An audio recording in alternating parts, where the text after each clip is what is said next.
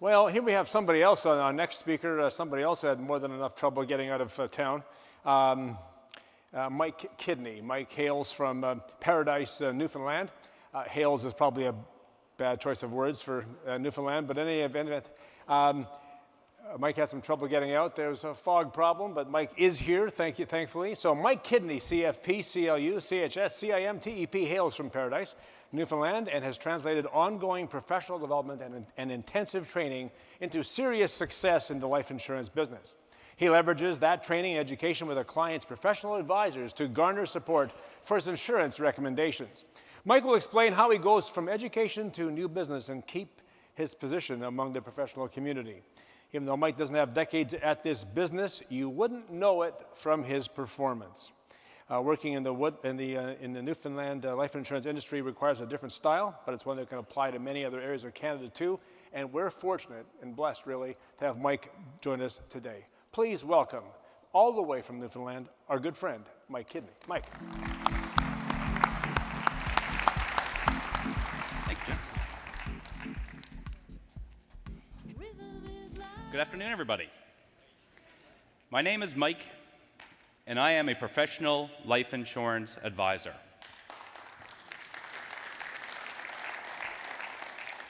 Now, today what I want to do is just go over what I mean by that, as I say I am a professional insurance advisor. I work with a lot of different professionals.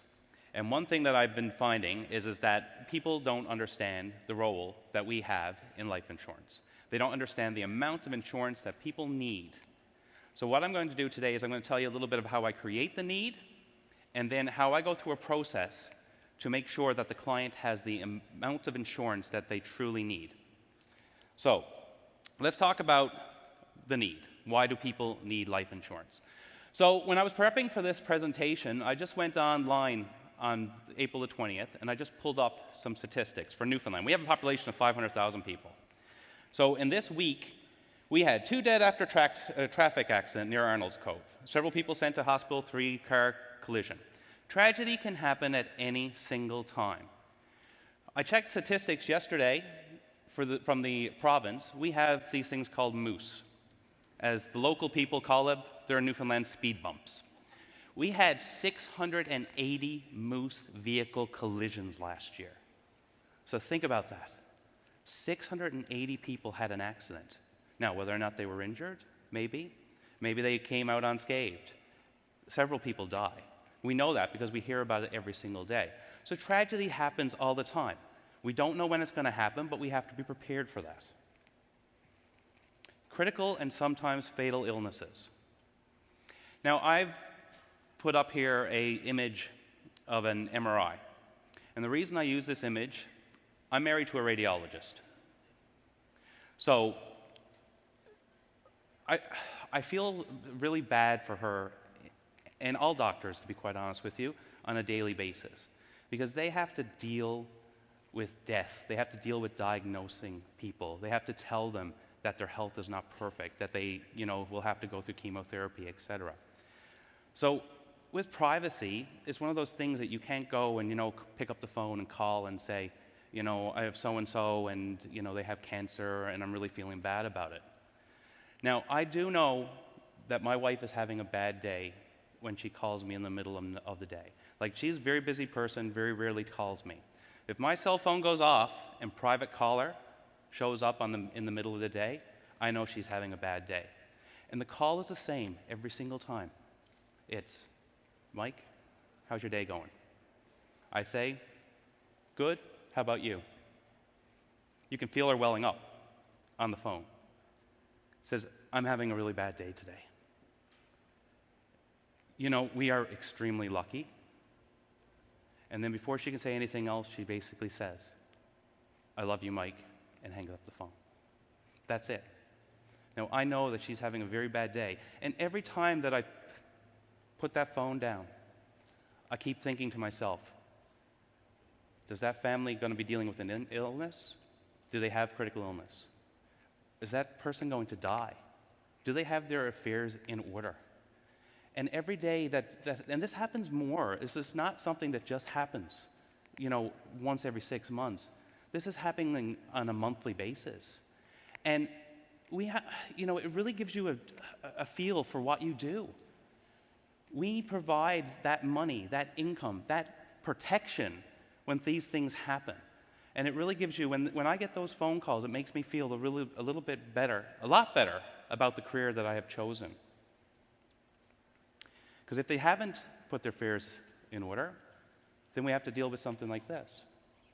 Show of hands, how many people have heard on the news of a fundraiser being held for somebody who didn't have their affairs in order? We hear about this all the time. So this is one that happened just before Christmas. This was a 32-year-old mother died, left 3 kids in diapers, and they had to have a family fundraiser to raise money to help these people. So again, another reason why we are in this equation to help people. Because if the people had the protection, when they're grieving, when they're stressed, they wouldn't have to be relying on their family to raise money to help them. So this is another reason why I am proud to be a professional financial or insurance advisor. Now, this is the reason, and I go over these reasons with my clients all the time, and I always actually end by saying to a client, if something happened to you, would you like to have your family having a fundraiser? And most people, of course, will say no. So how do I sell policies? So this is the key thing. Once you create the need, then how do we sell the policies? So to me, it's all about a process. Again, I'm a professional advisor, and I try to make that clear because a lot of times our industry gets a very bad name with accountants, lawyers, the public in general. And I keep telling people, I'm no different than an accountant or a lawyer. I'm providing solutions. So in order for you to get a solution from me, I need to get proper information. I need to get correct information. And when we get a prospect at our firm, we have this note card that we have. And basically what it is, it's a list of the documents that you will see there. We send this out. It's like the old dentist who used to send the reminder cards. These are great because the client can put it on their fridge, and it says the date and the time of the meeting, which advisor they're meeting within our firm, and also these are the documents that we need. And we ask for those documents to be brought to the meeting so that way we can assess their current financial situation. If we are going out of town to meet with somebody, we typically get them either faxed or scanned and sent into our office. That way we'll have the information ahead of time. But it's really important for us to have this information because if you're not honest with me, then how can the planning that I'm doing for you be honest and represent what you really want? So it's what we want. I always say garbage in, garbage out. This is a little tidbit that a lot of you, I don't know if you ask to see your clients' wills. It's a really interesting, it's not something you can ask for on the first appointment, but once you get into the relationship and you build the trust by asking for the information and giving that stuff, that advice, you can start looking for the wills. I think this is a great lead-off to talk to a client because you're asking a client if they have a will. Now, if they do have a will, then we want to look at what the will says. And the key is that we want to make sure that the wishes that they have within those wills are reflected in our planning. And I always use the example of looking at their beneficiaries. Beneficiaries is one of those areas when we're doing our planning and they have insurance contracts, we want to make sure that the beneficiaries are the right beneficiaries for the planning that you're doing. So a lot of times what happens is that clients, lawyers, accountants, insurance advisors will tell people to put everything to a named beneficiary. Nothing goes into the estate because of probate. Well, what happens if there's a tax bill left to that estate? So you have to think beyond just probate planning and estate planning. You have to make sure that there's money there to cover the taxes. I spent several years as a manager with an insurance company, and I actually got called by a lawyer at one time to ask to look over an estate, and it was a really complicated estate. But what ended up happening was that the will said that everything was supposed to be split between the 5 kids.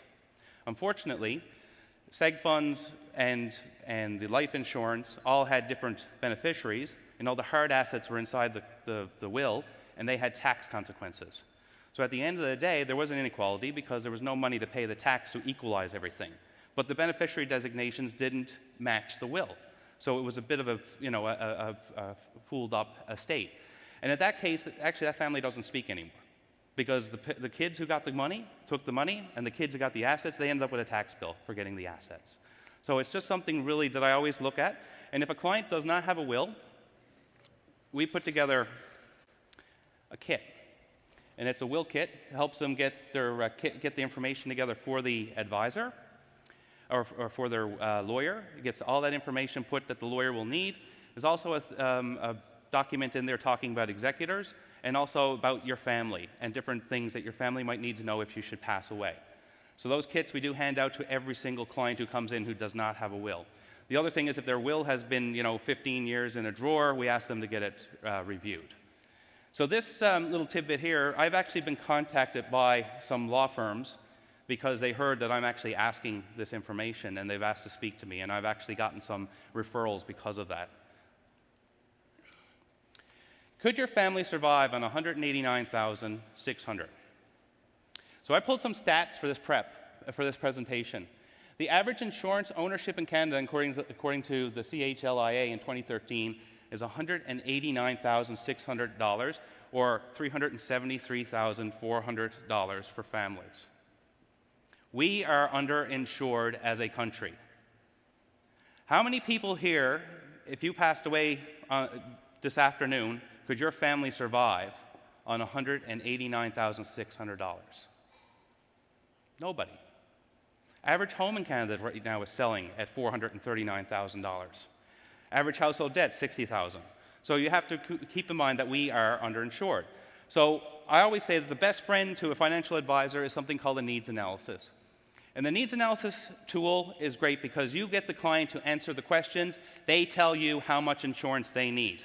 It's not you telling them, because they're answering your questions.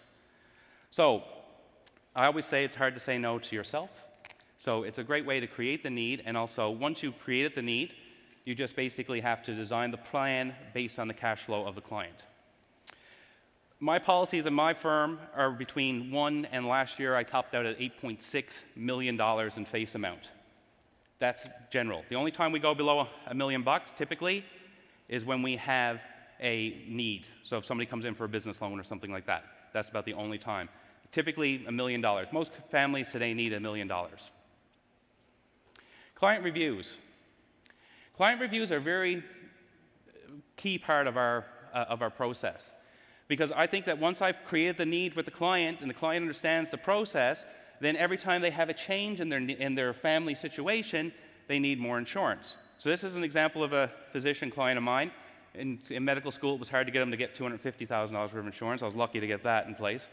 When he got married, he looked for $1 million. He's now got 2 kids, and we just recently redid it for $2.8 million. Deliver the check. I am amazed how many people in our industry do not deliver death claims. They will actually send the check in the mail. It absolutely amazes me. Your pride for your business begins really once you start delivering your check. And I'm going to tell you a little story now. I'm just going to push this up here now. When I started in this business in 2000, I started with a company called London Life. And I'm going to be honest with you, I hated that word, life. I mean, I just graduated university. I had my Canadian securities course. I am not a life insurance advisor. I am an investment representative. And the fact that London Life had life in it couldn't be bothered with it. It was one of those things that I really hated. And then 3 months later, they changed to Freedom 55 Financial. And I was like, oh my gosh, this is excellent. We finally got rid of that word life. Well, that all changed when I did my first death claim. See, an advisor told me once, a senior advisor who's no longer in the business, he told me once, he said, the next time that if a client of yours ever dies, go to the funeral home. And you'll see all these people going up and saying, I'm sorry, giving their condolences. And just sit in the room and watch that. And he said, know that because of the work you're doing, you're not just saying, I'm sorry, you're the one that's going to be delivering a check. Now, I didn't quite get that until I delivered my first check. Because it's one of those things that you really just can't grasp. And then, so the first claim that I ever did was one of the most scary experiences of my life, I'll be honest with you. I pulled up to this house in Mount Pearl. Nervous, I was shaken. I didn't have a clue what I was going to say, not at all. I went up to the house, knocked on the door. The woman, the widow, met me at the door. I walked in. I was basically wiping the sweat from my brow, didn't have a clue what I was going to say. And I basically said to her, I said, look, this is my first death claim. I'm going to be honest with you. And the only thing I know what to say to you right now is, I'm sorry. She looked at me.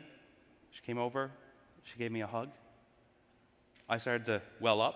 She started to well up. And, I turned around. I left the house. Went back to the car, had the tissue, wiped the tears, wiped them off the face. And then I truly realized the importance of what we did. And I wasn't an investment advisor anymore. I was a life insurance advisor. I started looking at life insurance in a different aspect. Looked at it as, it's more than financial planning. It's making sure that people can continue on beyond if something should happen. So I would tell everybody in this room that if you've never delivered a death claim, or if you sent a death claim in the mail, the next time please deliver it. It's one of those situations where you're truly going to, remember it, and it really gives you a true believing of what we do. Now, conclusions.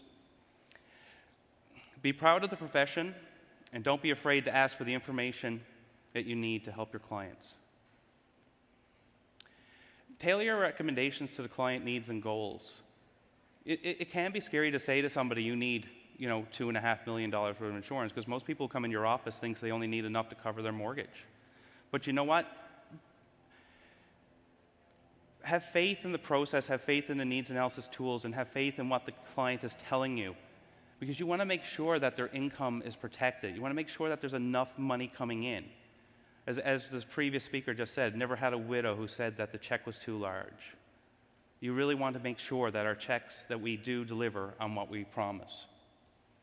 Deliver the check. It's one of those things. Just do it. I'm telling you, once you do that, you have a whole different feel for the industry that we are in. And in conclusions, and finally, I'd just like to say, in one last words, is that families can't survive on mortgage insurance alone.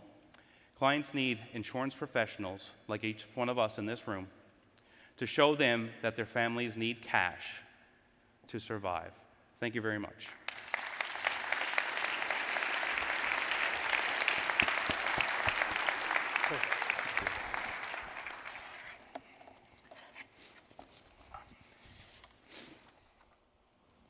As you were talking, Mike, it's funny, you said you're talking about your eyes welling up. My eyes are welling up over here just listening to you talk about that. Nothing quite like delivering death claims. But being a professional life insurance agent, rather a professional life insurance advisor, is the way to do it. You avoid those 10 terrible words I like to talk about a lot that shouldn't appear at the end of obituaries. Those 10 words are just these. A trust fund has been set up for the kids, and that's why we have those tag days and those fundraisers for families. The process, documents required card, where estate planners, a will kit idea, all of these things, great ideas, and they're totally and completely transferable. You don't have to be in Paradise or Mount Pearl, Newfoundland, to make that work. Client reviews, a key part of their service.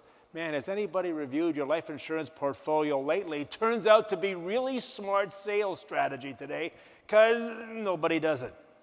He hated the word life in London Life until he saved a life with life insurance.